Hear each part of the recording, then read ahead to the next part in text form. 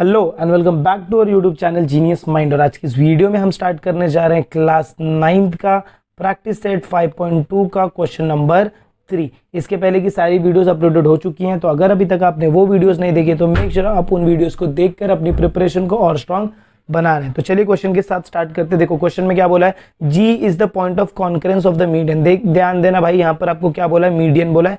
जब भी मीडियन बोला तो हमेशा हम यहाँ पर क्या यूज करेंगे भाई, तो सेंट्रॉइड यूज करेंगे। क्या यूज करेंगे हम लोग, सेंट्रॉइड का फॉर्मूला यूज करेंगे, क्योंकि सेंट्रॉइड क्या करता है, डिवाइड्स। जब भी मीडियंस रहते हैं ना, तो मीडियंस में हमेशा एक वैल्यू तुमको जो कॉमन मिलता है वो आपका क्या रहता है, सेंट्रॉइड। चलिए इसका प्रूफ डायरेक्टली हम क्या करते हैं भाई, प्रूफ के साथ स्टार्ट करते हैं।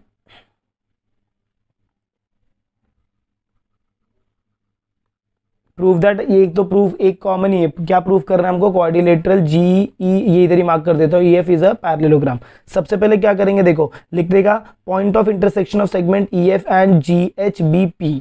पॉइंट ऑफ इंटरसेक्शन, अभी यहाँ पर पॉइंट ऑफ इंटरसेक्शन नहीं दिया तो इसको मैं क्या कंसिडर कर रहा हूँ भाई, तो पी कंसिडर कर रहा हूँ। इसको आप क्या कंसिडर करोगे, पी कंसिडर कर लो। तो आपको पहले ये बताना पड़ेगा, क्या बताना पड़ेगा, let P be the point of, let P be the point of intersection। किसका intersection, intersection of segment DH and EF। DH और EF का ये क्या हो जाएगा भाई, पॉइंट ऑफ इंटरसेक्शन। और G आपका क्या है, G देखो दिया point of concurrence, but G को आप क्या बोलते हो भाई, G is nothing but your centroid. और सेंट्रॉइड कौन से रेशियो में डिवाइड करता है, तो भाई तो 2:1 की रेशियो में। तो यहाँ पर आप क्या लिखोगे, G is the centroid of triangle, G is the centroid. अच्छा, अगर G आपका सेंट्रॉइड है और सेगमेंट DP क्या है आपका, segment DP is the median. Segment DP क्या हो जाएगा, मीडियन है, क्वेश्चन में दिया हुआ है segment DP is the median. Segment DP आपका क्या हो जाएगा भाई, तो मीडियन हो जाएगा। सबसे पहला पॉइंट P इधर मार्क करने का, फिर G को सेंट्रॉइड लेने का, DP क्या आपका मीडियन।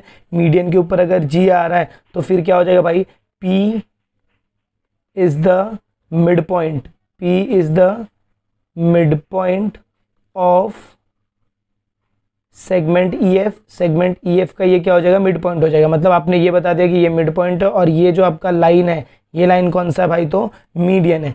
अब इस स्टेटमेंट में क्या होगा, जैसे मिड पॉइंट बताओगे तो EP इज इक्वल टू क्या हो जाएगा, PF हो जाएगा। EP is equal to PF हो जाएगा। इसको आप पुटअप करोगे स्टेटमेंट नंबर 1। सबसे फर्स्ट स्टेटमेंट आपने सॉल्व किया, क्या है, EP is equal to PF। इसको आपने क्या पुटअप किया भाई, तो स्टेटमेंट नंबर 1 पुटअप किया। अब इसके बाद आप क्या लिखेंगे, देखो अब हम यहाँ पर लगाएंगे by centroid property. By centroid का प्रॉपर्टी, सेंट्रॉइड का क्या प्रॉपर्टी भाई, तो it divides in the ratio 2:1 by centroid property. Centroid property अगर आप देखोगे तो यहाँ पर अगर मैं ये GP की बात करूँ, देखो ये G क्या करेगा, ये दो रेशियो में डिवाइड कर रहा है, ये वैल्यू 2 हो जाएगा, ये वैल्यू 1 हो जाएगा। यहाँ पर मैंने P लिया ही है तो मैं रेशियो क्या लिखूंगा, DG upon GP is equal to 2/1। ये मेरा रेशियो रहेगा। या फिर अगर आप इसको दूसरे रेशियोज में डिवाइड करोगे, PD के हिसाब से डिवाइड करोगे, तो ये क्या रेशियो आ जाएगा भाई, तो एक और रेशियो आ सकता है ना, क्या आएगा, DG upon GP। Sorry, DG upon GP तो हमने लिखा। आपको यहाँ पर कौन सा रेशियो लेना, तो एक ये रेशियो लिखा हमने। आपको यहाँ पर जो रेशियो उठाना है दैट विल बी योर, हाँ ये आपका कौन सा रेशियो होगा, तो देखो ये आपका ऐसा होगा GP अपॉन PD। अब GP इधर छोटा वाला वैल्यू, इसका वैल्यू 1, PD ये पूरा वाला बड़ा वैल्यू, तो इसका वैल्यू कितना रहेगा, 3, तो ये हो जाएगा 1/3 हो जाएगा। अब यहाँ से मुझे किसका वैल्यू निकालना है भाई, तो मुझे निकालना है GP का वैल्यू। तो GP मेरा क्या हो जाएगा, therefore GP is equal to, PD ऊपर जाएगा तो 1/3 टाइम्स ऑफ PD। ये मेरा हो गया GP का वैल्यू। चलो इसके बाद आगे जब चलेंगे, अभी ये तो एक वैल्यू आपने निकाल दिया, अब आपको दूसरा वैल्यू निकालना है DG का। DG का वैल्यू निकालना, बट DG का वैल्यू किसके साथ निकालना है, तो PD के साथ निकालना। तो नेक्स्ट स्टेटमेंट में क्या लिखूंगा, therefore DG upon PD D G upon P D. अब ये देखो, ये लाइन देखो मेरा ऐसा था, यहाँ पर मेरा है डी, यहाँ पर है मेरा जी, यहाँ पर है मेरा पी, ये वैल्यू 1 रहेगा, ये वैल्यू 2 रहेगा, ये टोटल वैल्यू मेरा कितना रहेगा तो 3 रहेगा। अब ये डी जी देखो, डी जी का वैल्यू आपने कितना लिखा है 2, तो इसके सामने क्या लिखने का 2 लिखने का, और पी डी के लिए क्या लिखा है 3, तो इसके सामने क्या लिखोगे भाई तो 3 लिखेंगे। अब यहाँ से अगर आप डी जी का वैल्यू निकालते हो, किसका वैल्यू, डी जी का वैल्यू, तो डी जी क्या हो जाएगा, D G is equal to 2/3 times of P D हो जाएगा। ये आपका स्टेटमेंट नंबर हो जाएगा 2। आई होप आपको इतना समझ में आया। सबसे पहले देख भाई हमने क्या किया, सबसे पहले हमने ये बताया कि ये जो गिवन डायग्राम है इसमें जो इंटरसेक्शन का पॉइंट है उसको आपने क्या कंसिडर कर लिया, पी कंसिडर किया। फिर जी इज द सेंट्रॉइड है, फिर डीपी आपका क्या हो जाएगा, मीडियन। अगर डीपी मीडियन है तो पी मिड पॉइंट होगा, अगर पी मिड पॉइंट है तो EP is equal to P F हो जाएगा, वो लिखा हमने स्टेटमेंट। फिर सेंट्रॉइड का प्रॉपर्टी लगाया जिसमें एक छोटा वैल्यू कंसिडर किया, एक बड़ा वैल्यू कंसिडर किया। डीजी देखो, अब इसमें जो छोटे वैल्यू, एक डीजी छोटा है और जीपी छोटा है और पीडी आपका क्या है बड़ा है, तो एक बार डीजी अपॉन पीडी मतलब ये छोटा वैल्यू ये बड़ा वैल्यू, और एक बार ये छोटा वैल्यू ये बड़ा वैल्यू, ये वैल्यू को कंसिडर नहीं किया है। तो ऐसे आपको कितने स्टेटमेंट मिलेंगे भाई, तो 2 स्टेटमेंट मिल जाएंगे। चलो अब इसके आगे देखते हैं। अब हम क्या करेंगे, आपको जो वैल्यू मिला है but D G is equal to G H होगा, but D G is equal to G H हो जाएगा। क्यों जी एच हो जाएगा भाई बताओ। अगर मैं ये स्टेटमेंट लिख देता हूं कि D G is equal to G H, ये बता सकते हो भाई कौन से स्टेटमेंट से आ रहा है, बताओ। देखो इधर दिख रहा है क्या, D G is equal to G H दिख रहा है, हाँ दिख रहा है भाई। क्यों आएगा बोलो, गिवन क्वेश्चन में देखो दिया है D G is equal to G H आपको दिया हुआ है, तो यहाँ पर आपने ये स्टेटमेंट लिखा। अब डी जी का वैल्यू आपके पास कितना है, डी जी का वैल्यू आपके पास कितना है भाई, डी जी का वैल्यू आपके पास 2 टाइम्स ऑफ 3 पी डी है, is equal to G H को क्या करेंगे भाई तो ऐसे ही रखेंगे। इसके बाद क्या करेंगे, देखो जी एच का वैल्यू आपको कितना मिल गया, 2 टाइम्स ऑफ 3 पी डी मिल गया। अब मैं जी एच को कैसे लिख सकता हूँ, जी एच को अगर आप तोड़ोगे तो जी एच को देखो कैसे लिख सकते हो, जी H can be ji P plus P H हो सकता है क्या। ये देखो अगर आपको ध्यान से दिख रहा होगा, अगर आप क्वेश्चन को ध्यान से देखो तो यहाँ पर आपका जी एच है, ये देखो ये आपका क्या है जी एच, यहाँ पर मैंने क्या लिखा था तो भाई पी लिखा था। अब जी एच मेरा क्या होगा, G H will be is equal to G P plus P H, G P plus P H. तो क्या करेंगे, अब यहाँ पर मैं नेक्स्ट स्टेटमेंट जो लिखने वाला हूँ वो मैं क्या लिखूंगा, G H is equal to G P plus P H, G H will be equal to G P plus P H. अब मैंने ये क्या लिख दिया, G H is equal to G P plus P H. अब G H का value मेरा कितना भाई तो 2 टाइम्स ऑफ 3 पी डी है, इज इक्वल टू जीपी का वैल्यू आपको मिला है अभी ऊपर आपने फाइंड किया, जीपी का वैल्यू देखो 1 टाइम्स ऑफ 3 पी डी है, तो यहाँ से हम क्या निकालेंगे 1 टाइम्स ऑफ 3 पी डी, तो जीपी का वैल्यू कितना हो जाएगा 1/3 पी डी हो जाएगा। फिर प्लस ये मेरा क्या रहेगा पी एच रहेगा। अभी देखो पी डी से मैं ये वैल्यू इधर आएगा तो ये कितना होगा 2/3 P D minus 1/3 P D, क्योंकि प्लस में था, और इज इक्वल टू क्या आ जाएगा पी एच आएगा। अब डिनोमिनेटर सेम है, जब भी आपका डिनोमिनेटर सेम रहता है, देखो भाई इधर सॉल्विंग करता हूँ, जब भी डिनोमिनेटर सेम है तो ये कैसा होगा 2 P D minus 1 P D divided by 3 is equal to your P H. अब 2 माइनस 1 कितना होगा तो 1 P D upon 3 is equal to your P H, मतलब पी एच का वैल्यू आपका कितना हो गया 1/3 पी डी, बराबर। अब आप ध्यान से चेक करो, आपको क्या प्रूफ करना है कि ये जो वैल्यू है वो किसकी इक्वल है। देखो जीपी का वैल्यू कितना 1/3 है, देखो ये दोनों सेम दिख रहा है क्या, GP is equal to P H. अगर GP is equal to P H हो गया इसका मतलब क्या हो गया, देख भाई GP is equal to P H हो गया, और E F is equal to, ये एफ तो पहले से ही था, तो अगर किसी भी क्वाड्रिलेटरल में diagonals are bisector of each other, इसके बाद आप क्या लिखोगे, therefore G H is equal to GP is equal to P H. ये आपका यहाँ पर आप क्या लिखेंगे, GP is equal to P H. अब ये मेरे को कैसे समझ रहा है भाई, तो देखो इधर जीपी का वैल्यू 1/3 डी है, और यहाँ पर नीचे आओगे तो जीपी का वैल्यू कितना है पी एच का वैल्यू कितना 1/3, तो ये दोनों वैल्यूज इक्वल हो जाएंगे। अब अगर किसी भी क्वाड्रिलेटरल में, अगर किसी भी क्वाड्रिलेटरल को आपको पैरेललोग्राम प्रूव करना है तो इसका रीजन आप क्या लिखेंगे, देखो अब आप आ जाओ, ये आपको स्टेटमेंट हो गया।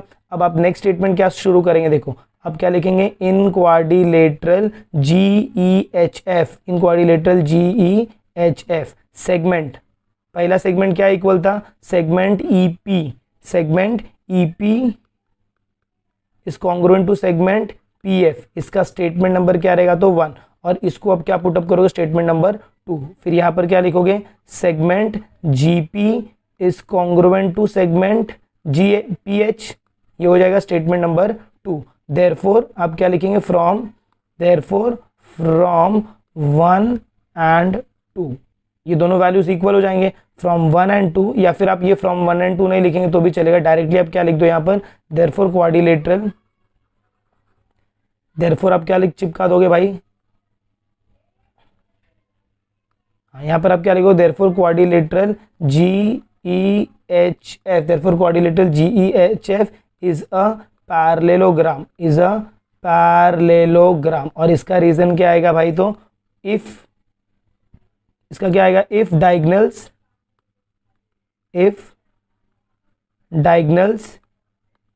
बाइसेक्ट ईच अदर, बाइसेक्ट का मतलब क्या होता है, 2 इक्वल पार्ट्स में डिवाइड करना, if diagonal bisect each other then the quadrilateral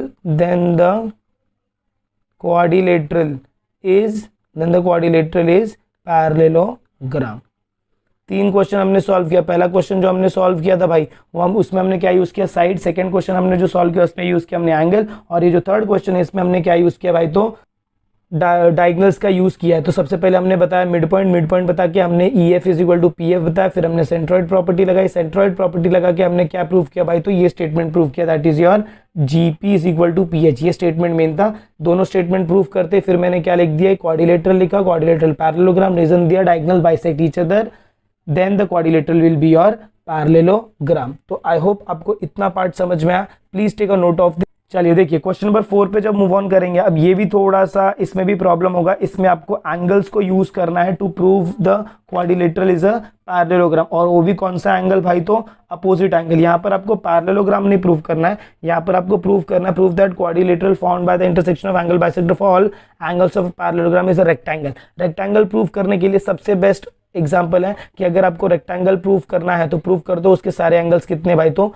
90 degree है। मतलब यहाँ पर अगर मुझे ये प्रूव करना है कि ये जो मैंने रेड वाला बनाया है ये मेरा क्या है भाई, तो रेक्टेंगल है, तो मुझे ये प्रूव करना पड़ेगा, मुझे एक स्टेटमेंट प्रूव करना है, angle P is equal to angle Q is equal to angle R is equal to angle S is equal to 90 degree. ये आपका क्या हो जाएगा भाई, तो टू प्रूफ का स्टेटमेंट हो जाएगा। अगर आपने ये टू प्रूफ कर दिया मतलब the given quadrilateral will be your 90 degree.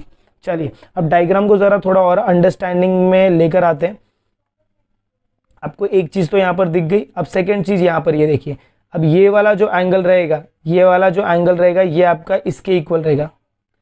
ये वाला एंगल, ये दोनों एंगल्स आपके क्या रहेंगे, आपस में इक्वल रहेंगे। क्यों इक्वल रहेंगे, because this factor, this is your, ये वाला एंगल इसके इक्वल। देखो यहाँ पर ये वाला एंगल इसके इक्वल रहेगा, तो अगर मैं इसको x ले रहा हूँ तो ये भी मेरा x हो जाएगा। हम इसको क्या कंसिडर करते हैं, a कंसिडर करते हैं। अगर ये a है तो ये भी क्या रहेगा, a रहेगा। सिमिलरली ये b है तो ये भी क्या रहेगा, b रहेगा। सिमिलरली ये c है तो इसको छोटा c ले लेते हैं और इसको कंसिडर करेंगे d और इसको कंसिडर करेंगे d। चलिए प्रूफ के साथ स्टार्ट करते हैं। सबसे फर्स्ट स्टेटमेंट जो आप प्रूफ का लिखेंगे दैट विल बी योर, चलो देखो सबसे पहले आपको क्या लिखना है, लेट, हम सब कंसिडर कर रहे हैं तो क्या लिखेंगे, लेट एंगल, एंगल क्या भाई, angle SAD is equal to angle SAB is equal to A degree हो जाएगा। उसके बाद नेक्स्ट एंगल हम क्या लिखेंगे, QBA is equal to angle QBC is equal to क्या हो जाएगा भाई, B डिग्री हो जाएगा। फिर नेक्स्ट इसके बाद क्या लिखेंगे, QCB is equal to angle क्या आएगा, QCR is equal to C degree. Diagram में मैच करते जाओ, आपको चीजें समझेंगे कि हमने जहां पर C लिखा है वही एंगल मैं उठा रहा हूं। नेक्स्ट जो मेरा एंगल रहेगा वो क्या रहेगा, SDA। नेक्स्ट एंगल मेरा क्या रहेगा, तो SDC is equal to angle SDA is equal to D degree. इतना आपने लिख दिया। अब मैं कहा जाऊंगा, इन ट्रायंगल SAD। वापस डायग्राम में आते हैं। चलो डायग्राम्स में पूरा इरेज करता हूँ। अब मैं किधर आऊँगा भाई, तो दो ट्रायंगल में आऊँगा। कौन सा ट्रायंगल, अब मेरा ट्रायंगल देखो लिमिटेड हो जाएगा। पहला जो मेरा ट्रायंगल रहेगा वो ये रहेगा, SAD रहेगा। अब इसमें मैं ट्रायंगल्स को क्या करूँगा, ऐड करूँगा, फिर मैं नेक्स्ट ये वाला ट्रायंगल उठाऊँगा। मार्क आउट कर रहा हूँ, देखो मैं कौन सा एंगल यूज़ कर रहा हूँ। तो सबसे पहले आप लिखेंगे यहाँ पर इन ट्रायंगल SAD, SAD में आपको तीनों एंगल ऐड करना है, तो आप क्या लिखेंगे भाई, angle SAD plus angle SDA plus angle ASD is equal to 180 degree. Reason क्या आएगा भाई, तो एंगल सम प्रॉपर्टी। अच्छा, इनका रीजन क्या आएगा, इनका रीजन क्या आएगा, रे AR, फिर AR के बाद आपका क्या रहेगा, AR के बाद नेक्स्ट क्या है, PD है, नेक्स्ट क्या है, BQ है, एंड नेक्स्ट क्या है, CR आर द बाइसेक्टर्स। चलिए इसके बाद इसका रीजन क्या आएगा भाई, तो angle sum property of triangle. इधर नीचे लिखता हूँ, angle sum property of triangle, angle sum property of triangle. चलिए अब इसके बाद सबका वैल्यूज पुट अप करते हैं। SAD का वैल्यू देखो, SAD आपको इधर दिख रहा है, SAD का वैल्यू कितना हो जाएगा, तो भाई A डिग्री हो जाएगा। फिर प्लस SDA का वैल्यू दिख रहा है क्या, यस SDA इधर है, तो इसका हो जाएगा D degree plus angle ASD is equal to कितना हो जाएगा भाई, तो 180 डिग्री, क्योंकि ASD का वैल्यू मेरे पास है ही नहीं। अब मैं क्या करूंगा, ये प्लस वाले वैल्यू को इधर लूंगा, तो ये कितना हो जाएगा, angle ASD is equal to 180 degree minus angle A degree minus angle D degree. इसको हम पुटअप करेंगे स्टेटमेंट नंबर 1। अब जैसे आपने इधर किया है, अब हम किधर जाएंगे भाई, तो क्वाड्रिलेटरल कंसीडर करेंगे। कौन सा quadrilateral, quadrilateral ABCD is a parallelogram, और जिसमें हम कंसीडर करेंगे angle A plus angle D। चलिए देखते हैं अब क्या कंसीडर करेंगे हम लोग, हम बड़ा वाला पैरेललोग्राम कंसीडर करेंगे। तो यहाँ पर क्या लिखेंगे, quadrilateral ABCD is a parallelogram, quadrilateral ABCD is a parallelogram. अच्छा, अगर ये पैरेललोग्राम है तो angle A plus angle D कितना होगा, 180 डिग्री। रीजन एडजेसेंट एंगल, तो क्या लिखेंगे रीजन में, सबसे पहले रीजन लिखो, adjacent angles are supplementary. Adjacent angles क्या होते हैं भाई, तो सप्लीमेंट्री होते हैं, जिसकी वजह से आपको क्या मिल जाएगा बताओ, एडजेसेंट एंगल्स अगर सप्लीमेंट्री है इसका मतलब क्या हो जाएगा, तो angle A plus angle D is equal to 180 degree हो जाएगा। अब एंगल A को आप दो एंगल में कैसे तोड़ के लिख सकते हो, आप लिख सकते हो एंगल A को हम दो एंगल में तोड़ेंगे। देखो एंगल A को आप दो एंगल्स में कैसे लिखोगे, एक होगा आपका angle SAD plus angle SAD हो गया, और दूसरा क्या रहेगा आपका SAB रहेगा। तो यहाँ पर आप क्या लिखोगे, SAB रहेगा। सिमिलरली D को भी आप दो एंगल्स में तोड़ोगे, ये प्लस पहले से ही है, ये प्लस ये वाला है। D को जब आप दो एंगल्स में तोड़ोगे तो एक होगा आपका SDA, एक होगा एंगल SDA, फिर plus angle SDR plus angle plus angle SDC हो जाएगा, इज इक्वल टू 180 डिग्री। अब आपने ये प्रूव कर दिया। अब इसके बाद आपको क्या करना है, वैल्यूज को सब्स्टिट्यूट करना है। कौन से वैल्यूज को सब्स्टिट्यूट करना है, तो ध्यान से देखना। यहाँ से देखिए, पहला क्या है, SAD का वैल्यू कितना है, A डिग्री है, तो इसकी जगह मैं क्या लिखूंगा भाई, तो A डिग्री लिखूंगा। फिर प्लस SAB में जाओ, SAB देखो किधर है, SAB A डिग्री है, इसका भी A डिग्री है, तो इसका भी मैं क्या लिख दूंगा, A डिग्री। वैसे ये दोनों का कौन सा डिग्री है, तो हमने क्या लिखा, देखो D डिग्री लिखा रहेगा, इज इक्वल टू 180 डिग्री। अब ये A प्लस A कितना होगा भाई, तो 2A प्लस D कितना होगा, 2D होगा, इज इक्वल टू 180 डिग्री। अब हम 2 बाहर लेंगे, 2 बाहर लेंगे तो क्या बचेगा, A plus D is equal to 180 degree हो जाएगा। अब मैं क्या करूँगा, डिवाइड करूँगा, मतलब कैसा, A plus D is equal to 180 degree divided by 2, मतलब मेरा A प्लस D कितना हो जाएगा भाई, तो 90 डिग्री।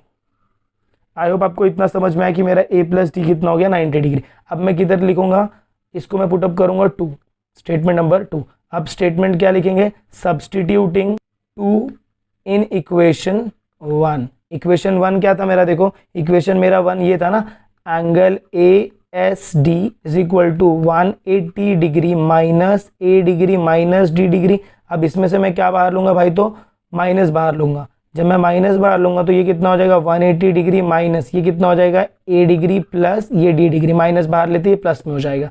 फिर ये हो जाएगा 180 degree minus 90 degree which is equal to nothing but your 90 degree. इसका मतलब एंगल ASD आपको कितना मिल गया, तो 90 डिग्री। और अगर एंगल ASD आपको 90 डिग्री मिल गया, बराबर, एंगल ASD आपको कितना मिल गया भाई, तो 90 डिग्री मिल गया।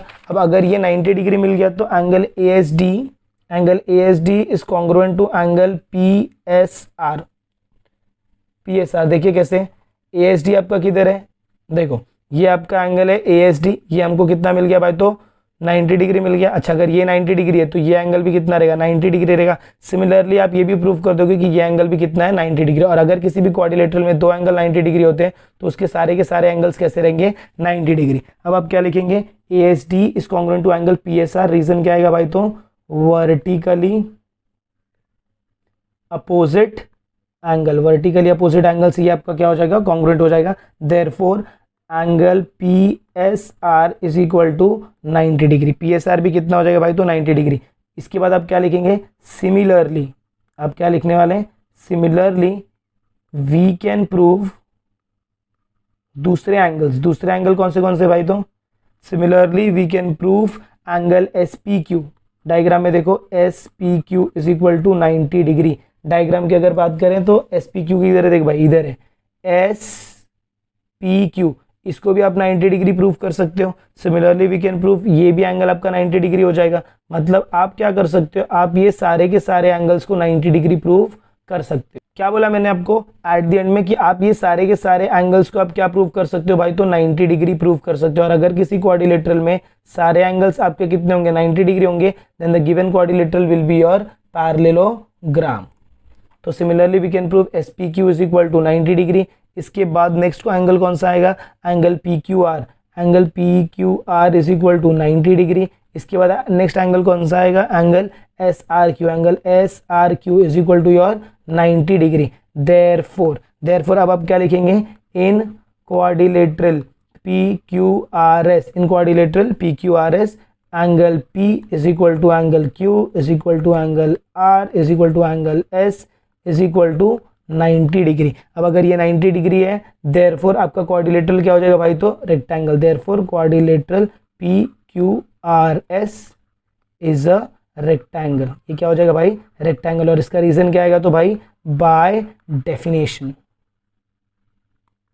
बाय डेफिनेशन आप ये लिख सकते हो। तो आई होप आपको ये क्वेश्चन समझ में आ रहेगा। तो अगर आपको वीडियो पसंद है, अगर आपको ऐसा लग रहा है कि यस यहाँ पर चीज़ें समझ में आ रही हैं, तो प्लीज़ वीडियो को ज़्यादा से ज़्यादा अपने फ्रेंड्स के साथ शेयर करें।